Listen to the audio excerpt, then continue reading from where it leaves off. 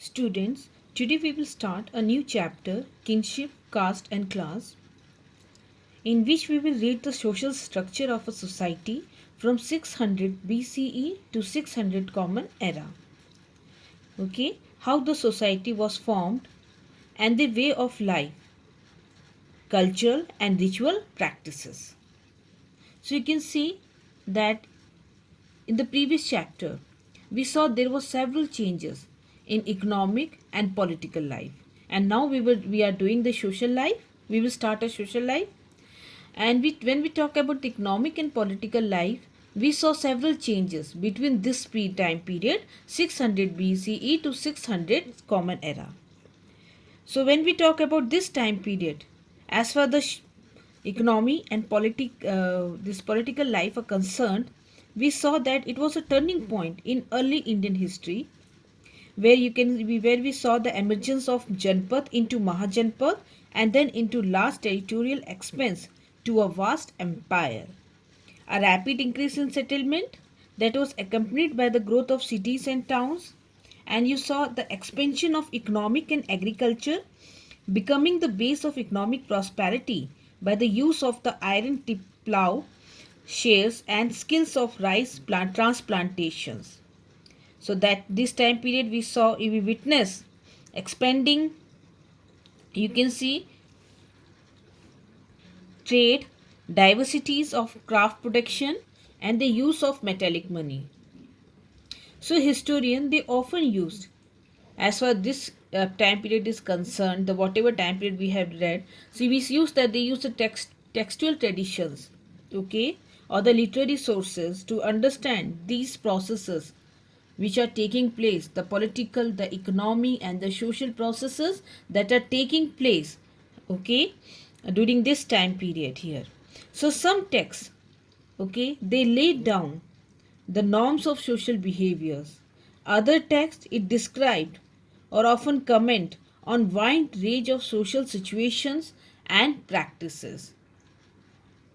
तो कुछ टेक्स्ट हमें क्या बताते हैं, कुछ मापदंड तैयार करते हैं कि हमें जो हमारा सामाजिक व्यवहार कैसा होगा समाज के प्रति, और कुछ टेक्स्ट ने हमें किसके बारे में बताया, they have comments a wide range of social situation, सामाजिक स्थिति क्या रही होगी और किस तरह से the practices were taken place during that time. As we will see, each text and inscriptions were written down the perspectives of specific social categories. So, take example from Dharam Sutra. Okay, when we talk about the text Dharam Sutra, it laid down code of social behaviors. Okay, the norms and ideal order in great detail.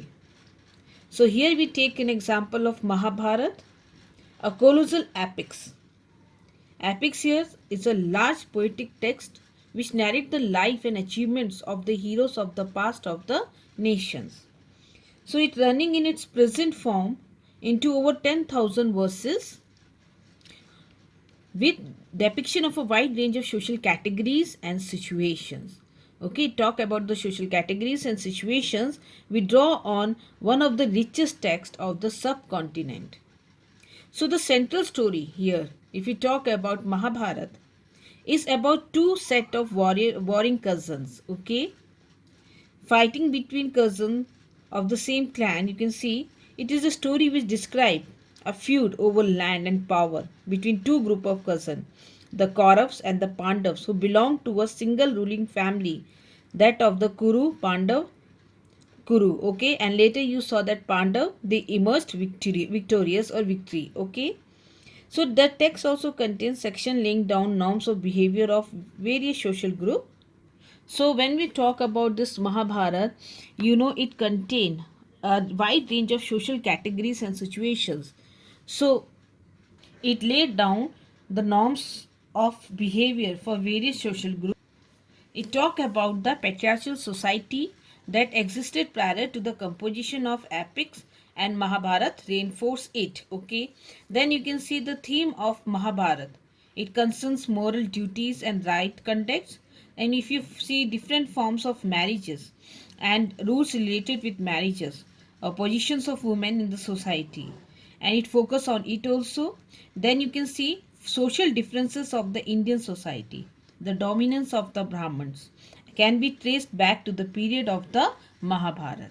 So it traced the social order as far as the patriarchal society is concerned.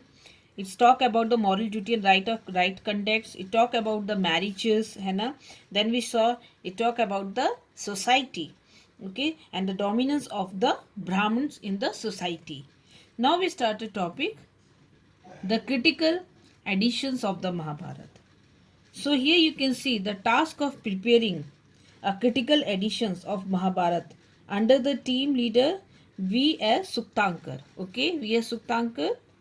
What exactly this critical edition involved? If you talk about this critical editions, so initially it meant collecting, okay, Sanskrit manuscripts of a text written in a variety of script from different part of the country.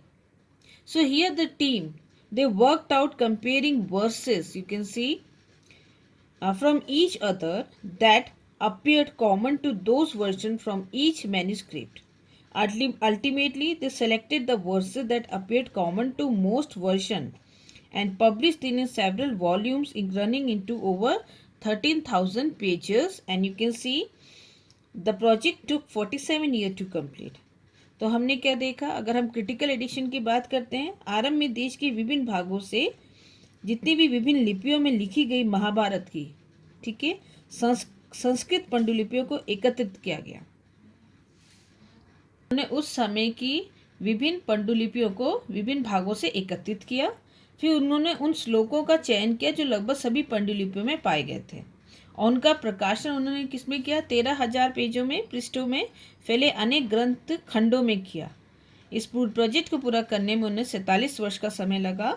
इस पूरी प्रक्रिया में दो बातें उभरकर सामने आई. पहली कि संस्कृत के कई पाठों के अनेक अंशों में समानता थी.